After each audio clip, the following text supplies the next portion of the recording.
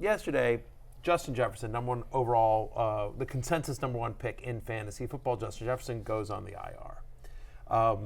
James Conner, who's been basically an RB1 this whole season, he goes on the IR.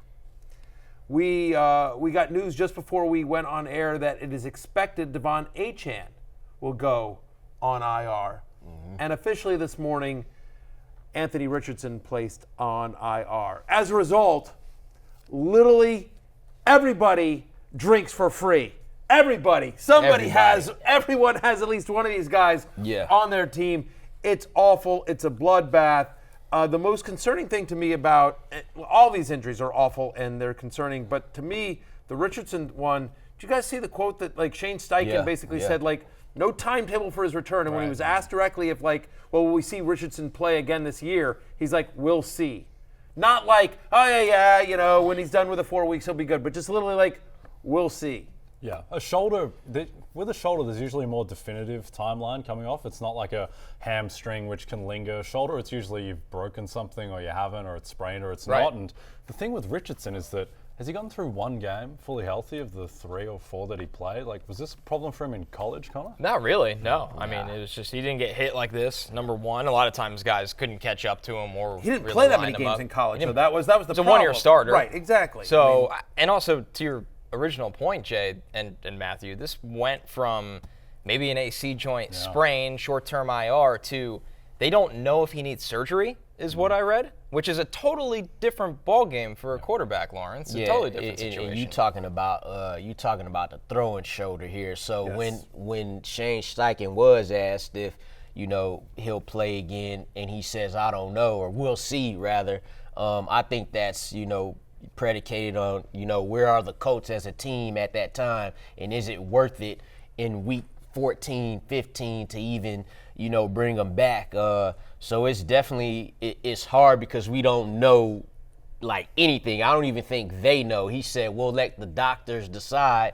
So that's just what's going to happen.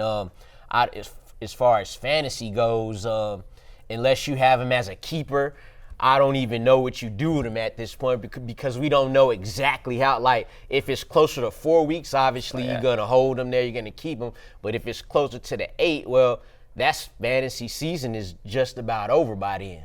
If you have an IR spot, obviously you just throw him in there and that's easy. But if not, if you play in a league that doesn't have an IR spot, that has a short bench, I get it. You know what I mean? I probably would hang on to him through this week, see if there's more developments as the week goes on. But if we get news that he's having surgery and it may be 2 months or whatever, to your point, if it's not a keeper league, if it's a 1-year redraft league, then I don't have a problem dropping him if you need the roster space. But again, I would try to wait to get more news about a timeline for his return, and also yell at your commissioner, why don't you have an IR spot?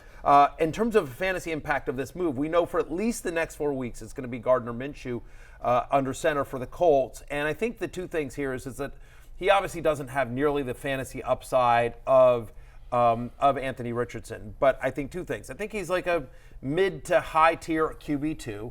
I think he's fine, right? He's a little bit more he's not Anthony Richardson, but he's mobile in the Kirk Cousins, healthy Joe Burrow kind of way that he get you 10 to maybe 20 yards a game, something like that, in the right scenario, maybe a little Mahomesy. And then the other thing is that he's a good enough passer that he's going to elevate Michael Pittman. Yep. Pittman will be fine. And we talked about this yesterday on the Waiver Wire show. Josh Downs is going to become a thing. In the 3 games in which Gardner Minshew has played this year, Josh Downs has a 25% target share. He's got 18 receptions in those 3 games. And so Josh Downs, who you talked about, Connor, kind of a PPR machine. Absolutely. I mean, he's going to live in the slot, and Gardner is going to get the ball out. That's how this offense is going to play. With Richardson, who's 6'5", 245, he can run.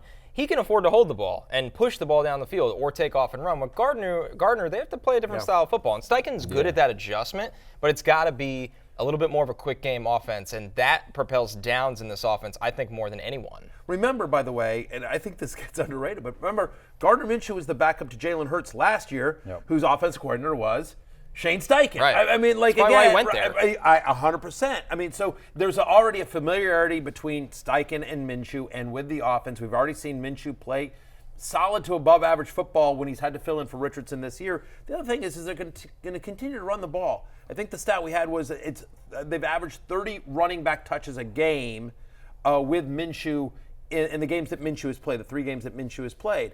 And so now that they have Jonathan Taylor back and the way that Zach Moss is running, like, I think you just say, like, hey, we're not gonna ask Gardner Minshew to win games for us. We're gonna run the ball and, get it to Pittman and Downs and, play hopefully decent defense and stay alive in a division that doesn't feel like any one team is gonna run away with.